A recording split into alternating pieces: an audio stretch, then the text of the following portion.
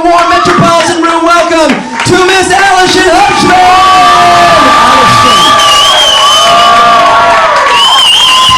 How are we doing tonight, everybody? How are we doing? So, I thought I'd start out tonight by telling you all a little bit about myself. I'm 26. I'm one of 6 kids. Some of my siblings are over in this corner. I'm a proud dog owner of 2 dogs. I love my dogs. I'd say my biggest complaint is their breed. Their tails are permanently up, so their buttholes are just kind of constantly giving you that stink eye all the time, which is absolutely disgusting.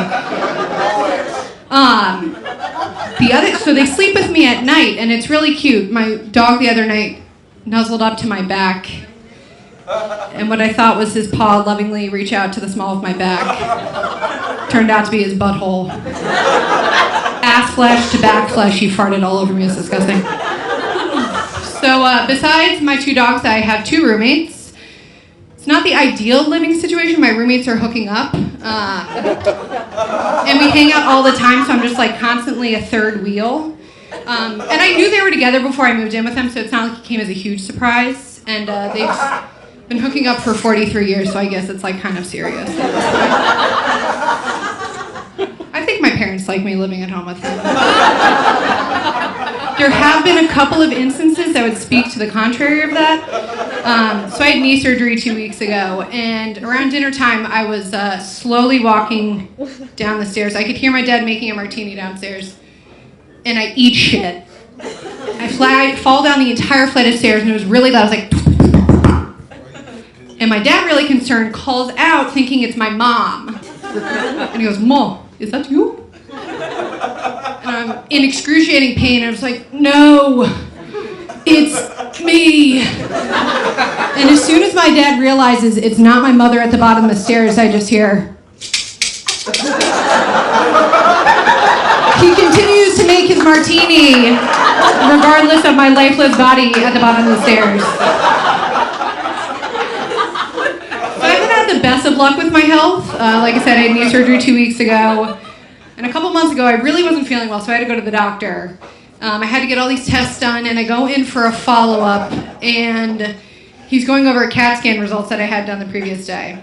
And he's like, "We got the results back, they're negative, but the weird thing is none of the other technicians or doctors could find your appendix on your scans anywhere." And I'm like, not only can I not get a single guy to respond to me on dating websites, but my internal organs don't want to be seen out in public with me. So he continues on with the exam, and he's like thinking out loud of what he wants to do next, and he's like, "I'm going to do a rectal exam." And I was like, "A what now?" And it was like in the movies, I just look at his mouth, and it starts moving in slow-mo. It's like, "A rectal exam." And like the blood drains from my face, my heart is racing, my life is flashing before my eyes at this point. Thinking about what I did that day, what I would have done differently. I'm like in jeans and a cute outfit. I would have worn like a burlap sack and a bag over my head going into that office had I known. So obviously I have no choice. I'm like, let me just take off my pride and my dignity. Hold on a sec. The exam happens. Don't need to go into any more detail about that.